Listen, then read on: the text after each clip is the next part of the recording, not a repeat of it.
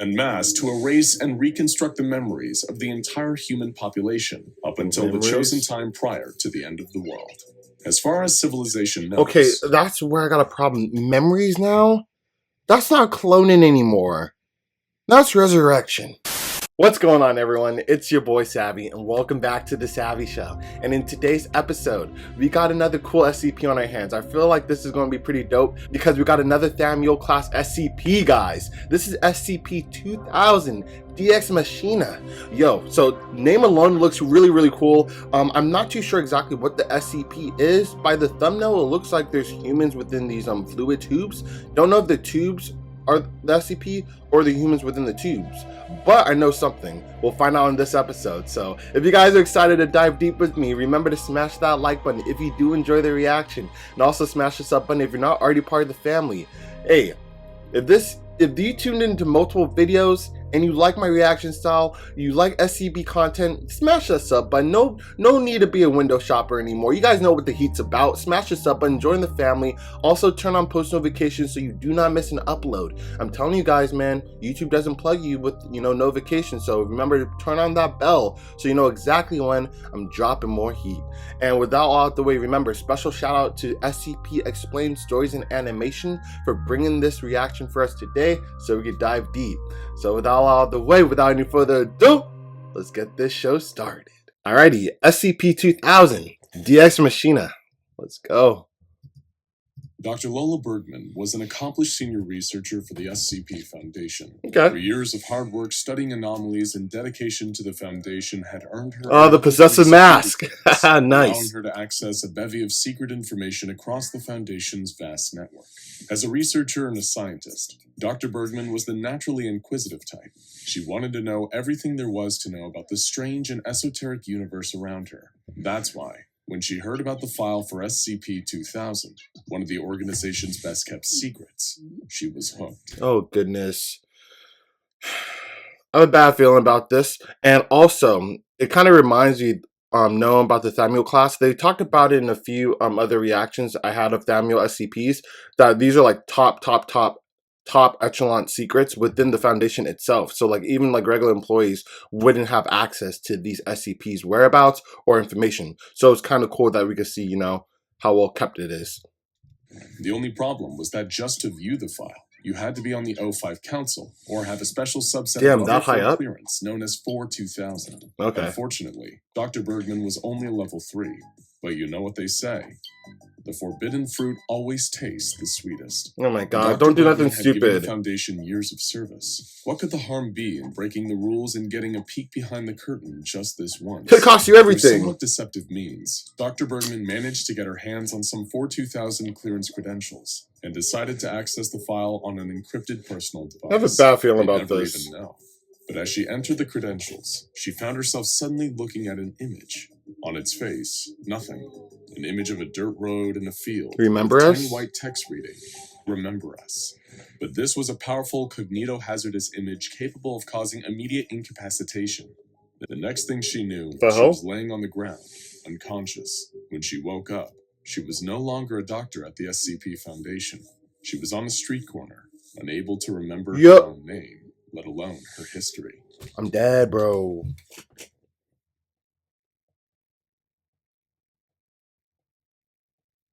She lost everything. They did her like that. She doesn't even know her own name. SCP, you foul sometimes, bro. SCP Foundation, you be foul sometimes. But I understand, like, yo, these are well-kept secrets. She shouldn't be, like, putting her nose into places that it doesn't belong. But damn, wiped out her whole memory. All she could do was murmur something about a secret under Yellowstone National Park. Dr. Bergman's years of service had meant nothing in the end. SCP-2000 is an anomalous asset so vital to not only the Foundation, but the entire world, that so much as attempting to access it without the proper clearance leads to immediate termination. Damn, they're hyping this SCP up. And why are the Foundation higher-ups so intent on keeping it secret? Even from most of their own ranks. Oh my god, of course, Yellowstone National Park itself is no stranger to anomalous activity. The entire national park is technically an SCP known as SCP-1422. While it since has been neutralized, SCP-1422 caused all members of the SCP Foundation to have no awareness of Yellowstone National Park prior to 2007. Okay. But the true What is this nature of SCP? SCP-2000, the secret hidden under Yellowstone National Park, is not only stranger than SCP-1422, Okay. but also, depending on your perspective, either profoundly relieving or utterly terrifying. Either Before you or? can truly How understand could it the be purpose both? and gravity of SCP-2000, or the Deus Ex Machina, we need to talk about the end of the world. In Foundation parlance, K-class scenarios are events which have drastic implications on the state of society, normality, or even life. The most dangerous and feared of all of these are XK-class scenarios, which are, for all intents and purposes, the apocalypse. Yep. There are a worrying number of anomalies capable of bringing about an XK-class scenario if the Foundation ever dropped the ball on their protection or containment. While the Foundation believes that prevention is always preferable to the cure, what happens when prevention doesn't work? What happens when our worst fears are realized, and the end truly comes for us all? Is this The SCP? answer is SCP-2000 happens. Okay. Simply put, the anomaly is a reset button, a chance to start over when all life has been compromised by anomalous activity. 2000 is a giant and mysterious facility beneath Yellowstone National Park. The entrance is disguised as a disused park ranger station, feeding into a facility that burrows miles down into the earth. What? It's a place that contains incredible anomalous technologies capable of bringing the world back to its former glory, even after the worst happens. Only a select few personnel are allowed to work at the facility, keeping its machinery maintained in case the day comes where we ever need to use it again. These personnel are not allowed to come and go as they please, and their memories of 2000 are wiped if they're ever reassigned to different Foundation duties elsewhere. Oh my god. And it's kind of cool to see, like, you know, the memory wiping drug, whatever they use, which we know now is part of SCP-3000. That's where they get those fluids that make, you know, the drug to wipe their memories. It's all coming to play. All these top tier SCPs, how it's really helping the Foundation. So it really shows why they have the status that they have. But with this SCP, man, it's really confusing. Like, it's a whole station for a reset if the world explodes by, like, probably another crazy SCP. Why all the secrecy? SCP-2000 is the Foundation's and humanity's lifeboat, and as such, the base is well guarded both from potential human threats as well as anomalous activity and reality warpers. So it's just a The base? surface-level entrance to the base is surrounded by a number of strategically placed Scranton Reality Anchors, or SRAs. These devices, largely constructed of corrosion-resistant beryllium bronze alloy, keep certain type of reality-bending anomalies from manifesting their powers within the vicinity What the of heck? the base. Who are you, dude? However, these are just the tip of the iceberg when it comes to the state-of-the-art Foundation technology employed within and around SCP-2000. You probably have a lot of questions, and that's understandable. Yeah. What kind of technology can possibly reverse an apocalypse? And what did we mean when we said we may need to use it again? Well, listen up, because this is going to be a lot to take in. SCP-2000 is powered by a liquid fluoride thorium reactor, stabilized by 5 Xiank Anastasicos constant temporal sinks, and hosts to the most miraculous technology of all. 500,000 bright Zartion hominoid replicators. Yeah, they lost me, I Utilizing think. geothermal energy from the volcanic activity in the area, the base could potentially remain operational forever if Foundation staff kept up with maintenance. The grand majority of the space in this huge subterranean facility is taken up by building materials, construction equipment, factory machinery, agricultural equipment, and computer database storage. Why? Well, let's explain the process of the apocalypse and how it relates to the activities of SCP-2000. In any K-class or end-of-the-world scenario that doesn't destroy SCP-2000 in the process, any surviving Foundation member can enact Procedure CYA-009, while any Foundation facilities globally can monitor the unfolding situation. While What? SCP-2000 is waiting for the all-clear to do its thing, remaining Foundation sites set in motion what is known as the Ganymede Protocol. This involves collecting and preserving materials which could be useful during the recreation process. Okay. However, it's extremely possible that in a sudden XK-class end-of-the-world scenario, there may be no surviving Foundation personnel, or at least, not enough to maintain any kind of organization. Thankfully, there are fail-safe measures for such a scenario. This is During so... the periods of extended What? inaction caused by an apocalypse that destroys most human life, SCP-2000 will gradually, autonomously, relax its security measures. Any personnel, regardless of clearance, will be able to activate the next stage of the process when this occurs. If such a thing doesn't happen for an extended period, the security measures lapse further, to the point that even the presence of an animal could activate it. What This the would set fuck? into motion Procedure Lazarus-01, humanity's last hope for survival. That's where the 500,000 bright Zartion hominoid replicators, or BZHRs, come in. These incredible pieces of anomalous technology are capable of perfectly cloning the entire human race from any given period in the last 20 years, even down to their ages and memories, thanks to Class G hallucinogens and developmental hypnotherapy. So when they meant they had to use this again, everyone died and we're all clones? From that logic? Whoa, okay, this is a lot. Let me rewind this. What the heck did I just hear? Where the 500,000 bright Zartion hominoid replicators, or BZHRs, come in. These incredible pieces of anomalous technology are capable of perfectly cloning the entire human race from any given period in the last 20 years, even down to their ages and memories. That's thanks insane. to Class G hallucinogens and developmental hypnotherapy. With a warm-up period of 5 days, these machines are capable of creating 100,000 viable, non-anomalous humans per day. The facility keeps records of all known human alleles, and is capable of recreating any lost human genomes or generating as many new and unique genomes as necessary to repopulate human civilization. Yo, what? This is literally broken. So, honestly, there's literally no death anymore. You could really recreate humans, and I'm assuming if they die, you could, like, obviously create them, and maybe if they're still alive, you could just clone multiple humans. I wonder if you could do that with SCPs. I wonder if... I'm sure they can with, like, at least humanoid SCPs. Why wouldn't they? That's interesting. And this just seems really dangerous. Which humans the machines generate depends on the period of time the machine is ordered to replicate.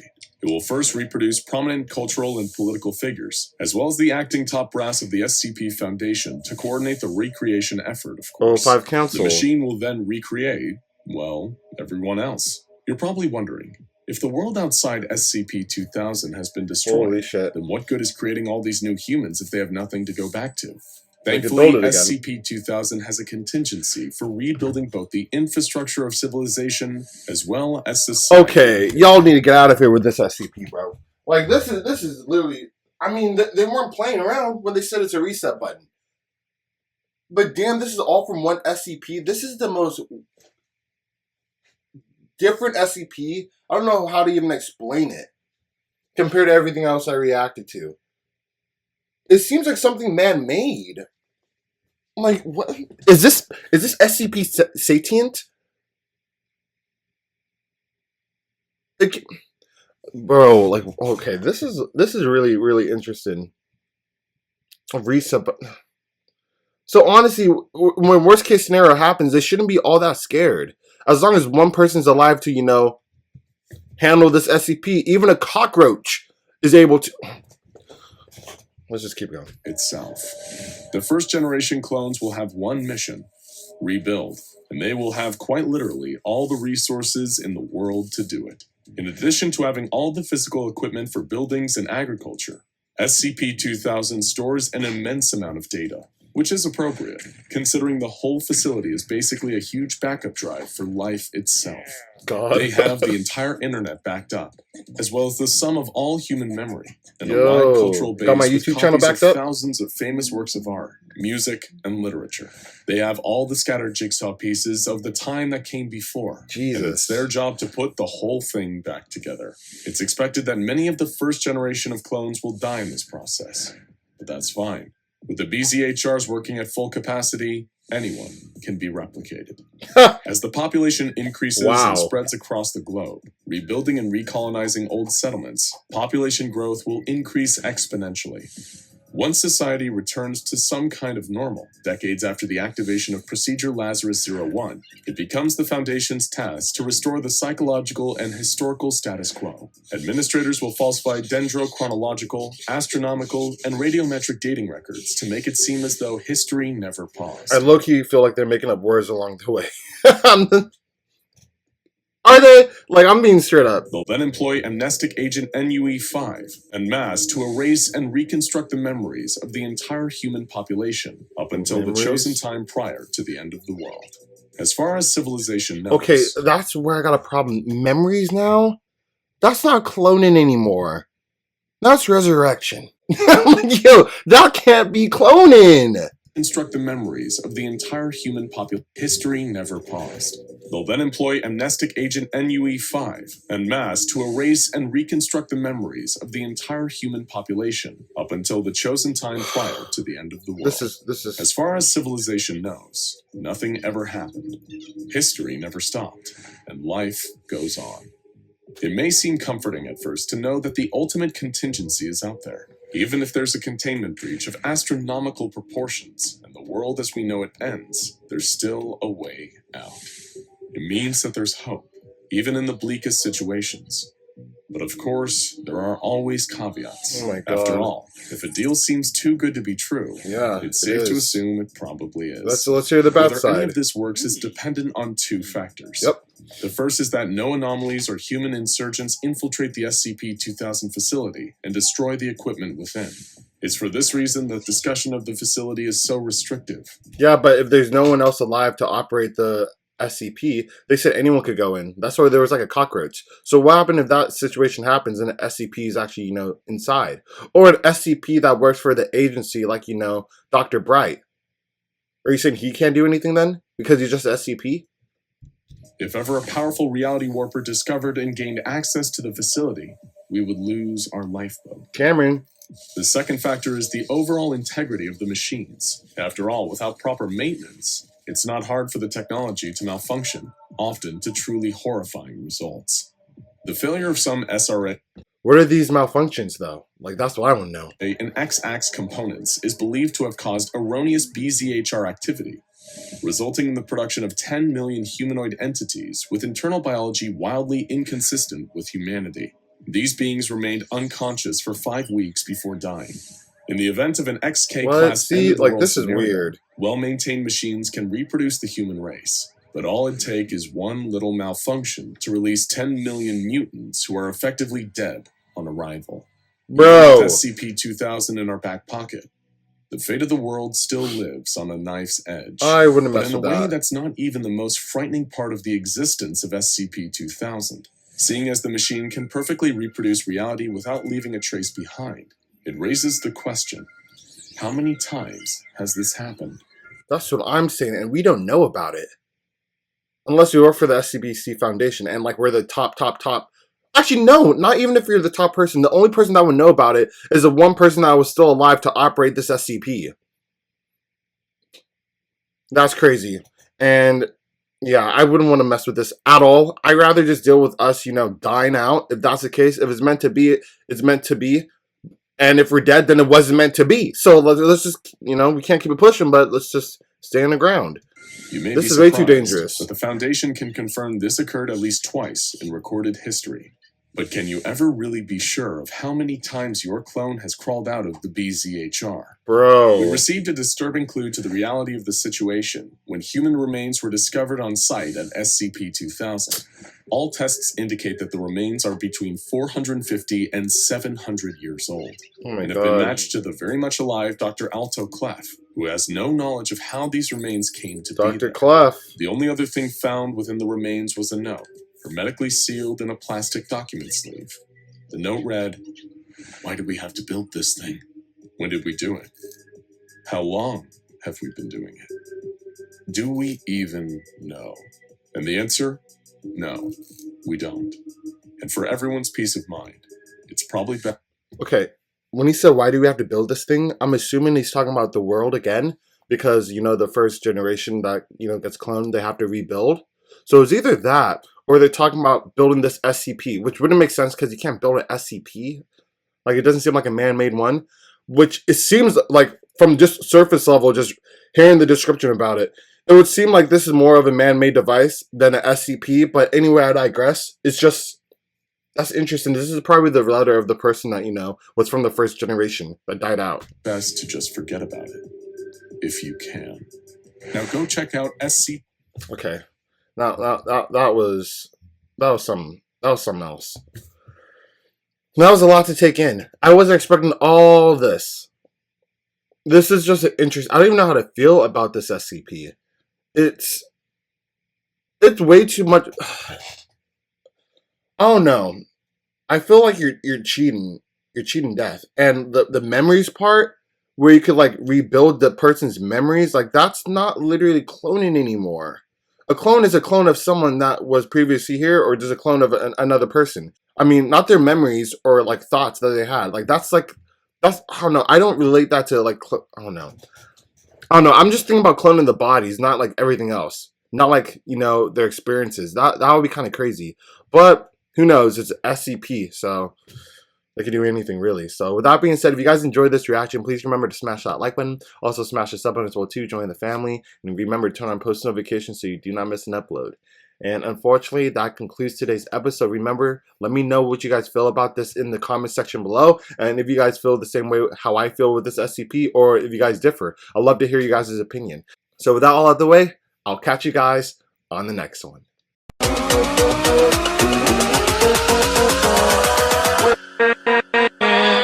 With